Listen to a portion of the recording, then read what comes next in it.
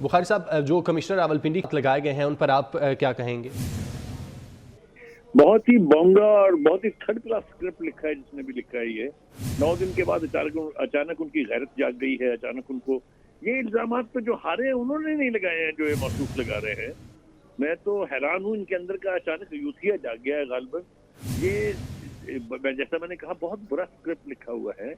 ये साजिश असल में इलेक्शन कमीशन के खिलाफ भी नहीं है, ये साजिश असल में इलेक्टोरल प्रोसेस के खिलाफ भी नहीं है, ये साजिश दर हकीकत चीफ जस्टिस जो है काजी फायद साहब उनके खिलाफ है। इसलिए कि सारे मुकदमात जिनमें सजाएं हुई है उनको छुड़वाने के लिए, उससे भाई साहब महात्मा साहब को बाहर लाने के लिए चीफ जस्टिस का बदलवाया जाना या घर भेजा जाना जरूरी है।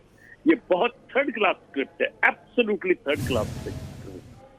जी अच्छा, बुखारी साहब, आप समझते हैं कि अब चीफ इलेक्शन कमिश्नर की जानिब से या इलेक्शन कमीशन के हुकाम की जानिब से इस बात पर वजाहत देनी चाहिए और जो इल्ज़ामात लगाए गए हैं उनका बताना चाहिए उस मुतालिक जो हकीकत है? बिल्कुल सही बात है। ये तो मतलब तकाजा है इस सूरत हाल का, इतने खौफनाक इल्जामात के बाद कि चीफ इलेक्शन कमिश्नर साहब जो है वो वजाहत करें सूरत हाल की पूरे की। इसमें तो कोई दो राय नहीं है।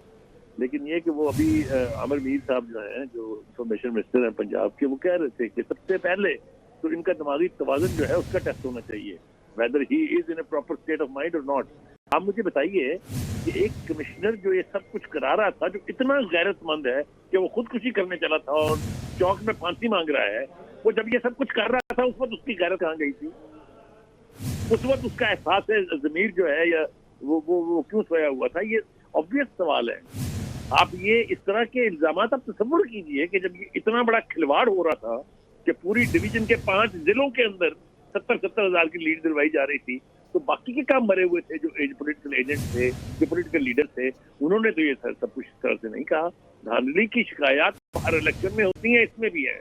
मैं ये भी मानने के लिए तैयार हूँ कि धांधली जरूर हुई हो, लेकिन ये जो सब कुछ कह रहे हैं भाई साहब, ये इम्कानात में से नहीं है। जी नवीद चौधरी साहब, जिस तरह कमिश्नर रावलपिंडी की जानिब से चीफ जस्टिस को भी इन्वॉल्व किया जा रहा है, आखिर चीफ जस्टिस का इलेक्शन से क्या लेना देना, और फिर ये तहकीकात कौन करेगा अगर उन्होंने चीफ जस्टिस को भी साथ इन्वॉल्व कर दिया है तो? सबसे बुनियादी नुकता है जिसमें मैंने पहले भी बात की कि जिन्होंने जो भी इनको इस्तेमाल कर रहे हैं, जाहिर है कुछ गैर मुल्की लाबियाँ भी हैं, कुछ लोकल लोग हैं और रिटायर्ड हजरात हैं। वो गंद है जो इन्होंने 9 मई के बाद हमारी रियासत ने उसको ज़्यादा सीरियसली लिया और उनको छूट दिए रखी। वो नासन मीडिया के अंदर भी मौजूद हैं। ये अटैक बुनियादी तौर पर चीफ जस्टिस पाकिस्तान पे कराया गया है ताकि पाकिस्तान के अंदर कोई एक इदारा भी इस काबिल न रहे कि किसी चीज़ की इंक्वायरी कर सके और एक क्यास क्रिएट कर दिया जाए। और ये उस तसव्वुर का हिस्सा है जो 9 मई से पहले या उसके बाद से जारी है। बल्कि मैं ये कहूँगा, ये जब से बानी पीटीए के खिलाफ तरीके आज़म में एतमाद आई थी, उसके बाद बहुत सारी लाभियाँ मुतहर्रिक हो गई थी, जिसमें बहुत सारे जजेस थे, सर्विंग जजेस थे, बंदयाल वगैरह तो खुल के साथ थे, उनकी फैमिलियाँ साथ थी, कई जनरल थे जो बाद में फारग हो गए, रिटायर्ड जनरलों का पूरा एक टोला लगा हुआ है, ब्यूरोक्रेसी के अंदर बहुत सारे लोग हैं। और उसको हमारी रियासत में सीरियसली जो कहना चाहिए टैकल नहीं किया। बार बार जितने भी दानश्वर हैं, कॉलमिस्ट हैं, तज्जियाकार हैं, वो कहते आ रहे हैं कि भाई ये चीज़ें कंट्रोल करें, इनको आप रोकें। आप देखें कि 9 मई का तमाशा बना हुआ है, मेन चैनलों पर बैठ के लोग कहते हैं कि 9 मई तो साजिश थी इमरान खान साहब के खिलाफ, उल्टा आर्मी की। कल फिर जो जीडी के जलसे में जो गुफ्तगू हुई है वो हैरत अंगेज थी। यानी कि एक पार्टी जो, माफ कीजिएगा मैं नंग लफ्ज़ बोल रहा हूँ, जो अपनी साख के और तारीख के एतबार से टाउट पार्टी है, वहाँ खड़ा होकर उनके जो अपने लीडर थे, एक खातून लीडर है सायरा बानू, उन्होंने जो अल्फाज बोले वो नाकाबिले समझता हूँ अशात या नाकाबिले नशरियात थे इस किस्म के अल्फाज। तो ये ज़ाहिर है एक बहुत बड़ा ग्रैंड साजिश है, एक प्रोजेक्ट चल रहा है। और अफसोस हमारी जिम्मेदारान पर, हमारी रियासत पर कि वो चलने दे रही है। इंसाफ के मुताल्लिक़ सबको पता है कि गिनती के दिन बाकी रह गए इनकी नौकरी में। अब जो लोग रिटायरमेंट के बाद नौकरियां चाह रहे हैं, बहुत बड़े बड़े नजर आ रहा है कि ये फायदा होगा, वो कुछ भी करने को तैयार है।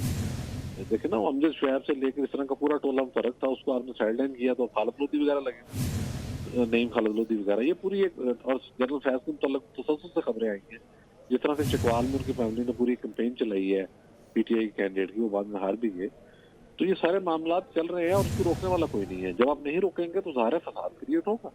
तो یہ ان کو ظاہر ہے انہوں نے بخاری صاحب نے درست فرمایا، اسکرپٹ بنا کے دیا گیا کہ یہ آپ نے بولنا ہے اور اس موقع پر بولنا ہے۔ دیکھیں نا کس دن کا انہوں نے انتخاب کیا ہے، جب پی ٹی آئی نے احتجاج کی کال دی اور 13 کو ریٹائرمنٹ ہے، تو یہ سارا اسکرپٹڈ ہے۔ اس میں ایک چیز بھی ایسی نہیں ہے جو جس پر بندہ یہ کہہ سکے کہ اس کا کوئی ضمیر جاگا ہے یا بازمیر افسر ہے۔ جو بازمیر افسر ہوتے ہیں وہ تو سروس کے اندر چاہے 2 یا 3 سال بھی ان کی ایک ریپوٹیشن بن جاتی ہے، سب کو پتا ہوتا ہے کہ یہ بندہ غیر قانونی بات نہ سنتا ہے نہ کرتا ہے، جیسے ہمارے چیف جسٹس قاضی فاضل صاحب ہیں۔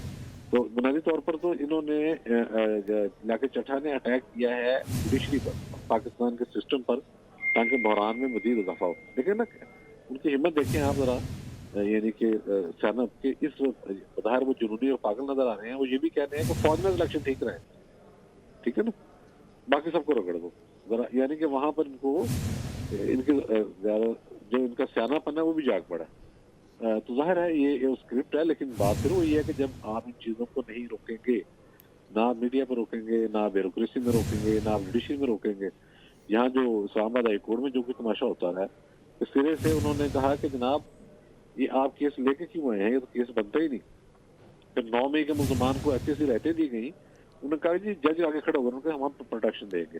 آج ان میں سے 2-3 دن ایمنے بن گئے ہیں۔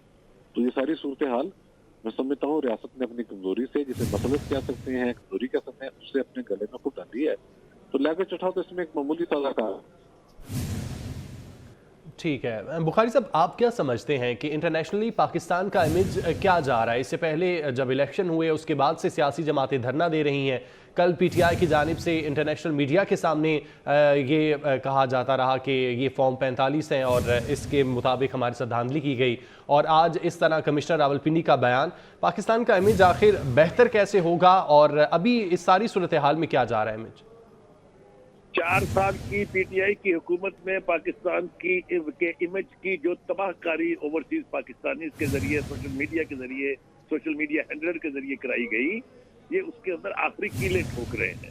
یہ ذمہ داری قبول کرنی پڑے گی۔ یہ پوری دنیا میں ججز کی تصویروں کے اوپر جوتیاں برسائی گئی، پاکستان کے جھنڈے جلائے گئے، پاکستان کے گرین پاسپورٹ جلائے گئے۔ نظر نہیں آیا کسی کو اندھے ہیں سارے؟ پاکستان کو ذلیل کرنے کا ذمہ تو صرف ایک پارٹی کے ذمہ ہے، کوئی 2 رائے نہیں اس کے بارے میں۔ پوچھیے آپ چودھری صاحب سے کہ میں غلط کہہ رہا ہوں یا ٹھیک کہہ رہا ہوں؟ یہ تو کسی سے پوچھنے والی سوال ہی نہیں ہے۔ It is an obvious answer کہ پورا سوشل میڈیا جس کے اوپر اربوں روپے پاکستان کے لگائے گئے، اس کے ذریعے پاکستان کے امیج کو ٹارنش کیا گیا، پاکستان کو ذلیل کیا گیا، پاکستان کے پرکھڑے اڑائے گئے۔ ایک ہی پارٹی ذمہ دار ہے اس کی، that is P T I.